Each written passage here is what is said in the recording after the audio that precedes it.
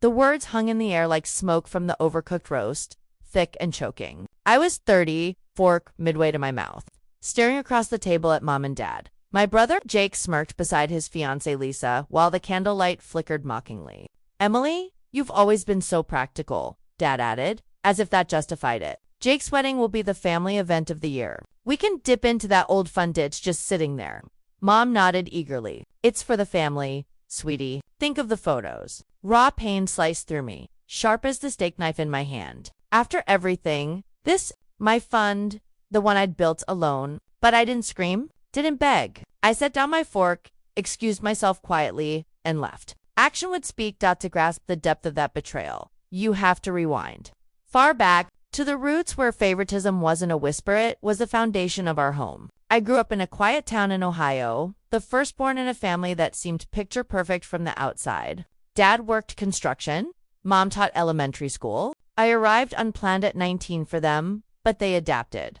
Then Jake came 3 years later, planned and celebrated. From his first cry, the scales tipped. I remember being 4, helping Dad rake leaves while Mom cradled baby Jake inside. "He's our little miracle," she'd say through the window, her voice warm in a way it seldom was for me. I'd rake harder, hoping to earn that tone. The emotional undercurrent was subtle then, a quiet erosion. Why did his smiles light up the room, while mine were met with nods? Elementary school etched the patterns deeper. I was the dutiful one, always. Perfect attendance, honor roll every quarter. I'd bring home art projects, carefully colored maps or stories. I'd written and Mom would pin them briefly on the fridge before replacing with Jake's finger paintings. "Look at his creativity," Dad would chuckle, tousling Jake's hair. One birthday, I turned 8 and asked for a dollhouse. They got me a puzzle instead, saying toys were expensive. Jake's 5th, a massive Lego set, even though he broke half the pieces in a week. I solved that puzzle alone in my room, pieces clicking like the locks on my growing resentment.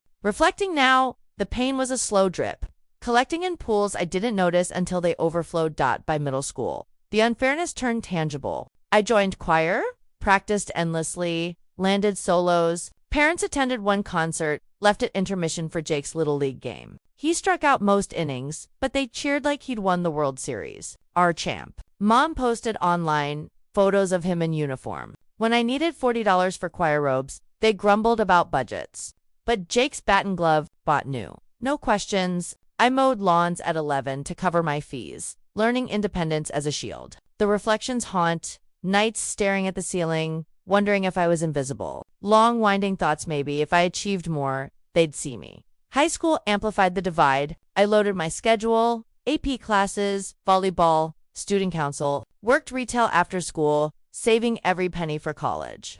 Jake coasted C's and D's, but they excused it as boys being boys.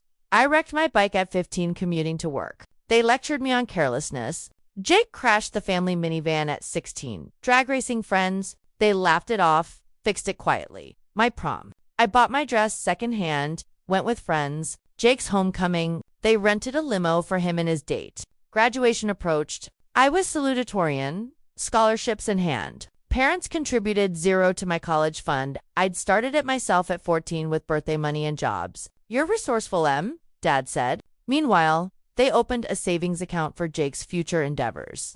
Those teenage years blur into a tapestry of quiet suffering. I'd call from volleyball tournaments, excited about wins. Responses, "Great, Jake scored a goal today. He quit soccer sophomore year." But they still bragged. Emotional waves crashed raw hurt at family dinners, where conversations revolved around Jake's antics. My achievements, footnotes. I internalized it. Work harder, need less. College was my escape. At 18, I moved to a state university 2 hours away, majoring in business. Full ride from scholarships, but loans for living. Parents visited once freshman year, spent the day asking about Jake's high school parties. I graduated magna cum laude at 22. Job offers waiting, no celebration. They skipped commencement for Jake's weekend getaway. He stressed from finals, Mom explained.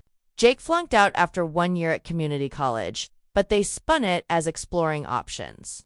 I landed an analyst role in Cleveland, entry-level grind. Called to share. "Dad, proud of you. Hey, Jake needs $500 for a certification course. Spot him." I did, once. The pattern persisted. Sporadic calls, always veering to Jake's needs. Early 20s solidified the neglect. At 24, promoted to manager. I bought a used car with my savings. Told him got a thumbs up emoji. Jake, 21, totaled his third vehicle, drunk driving, no charges, friends covered. Parents bailed him out financially. He met Lisa at 23, a whirlwind romance. They co-signed his apartment lease while I rented a shoebox on my dime. Holidays grew sparse. I'd visit, endure stories of Jake's adventures. Overheard mom telling aunts, Jake's the dreamer. Emily's just ... reliable. The sting deepened, emotional reflections turning bitter. Why chase approval that never came? By 26, I distanced, built my career, saved aggressively. Therapy helped unpack the favoritism long sessions, reflecting on childhood slights, the cumulative weight. Jake proposed to Lisa at 27. Parents, ecstatic. Planning already. I wasn't asked for input. My life, stable, thriving. Turned 28, bought stocks. Grew my nest egg. The college fund I'd started young. It evolved into an investment account. $40,000 strong from my contributions alone. Parents never added a cent. It was mine, legally in my name since 18. Adulthood's favoritism peaked subtly. Jake's job hops fired from 3 prompted parental loans. Me, independent. Last Christmas, I gifted practical things. They raved over Jake's flashy, debt-fueled presents. Emotional undercurrents swirled, pain at being the afterthought, always. Then, the present-day bomb. That family dinner, 2 months ago, invited under pretense of catching up. Sat down to mom's pot roast. Small talk. Jake announced wedding details. Venue, flowers, honeymoon. Costly. Then the hook. We need to make it perfect, Dad said. Emily, that college fund you have, it's not being used. We can borrow it for the wedding. Pay you back eventually. Mom chimed. It's family money. Really? Jake grinned. Sis, you're loaded now. Hook us up. Lisa nodded smugly.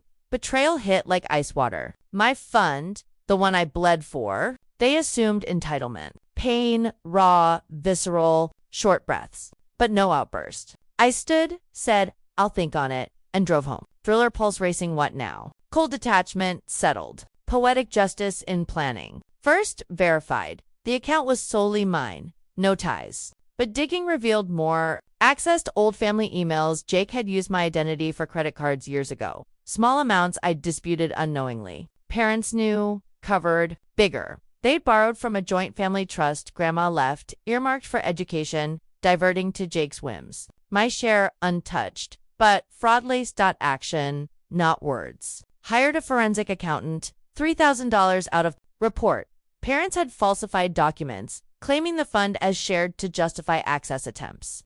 Jake's wedding vendors, booked with shady loans in family names. Flagged fraught with banks. IRS filed suit for embezzlement on the trust quietly. Through lawyers. Tension built, thriller-like. Court dates set. Subpoenas served at their door. Sheriff's knock echoing. I wasn't there, Aunt Clara called, voice shaking. Police for what? Investigation uncovered Jake's identity theft trail. Parents' complicity in tax evasion to fund his lifestyle. Public fallout swift. Local paper, family fraud exposed in wedding funding scheme.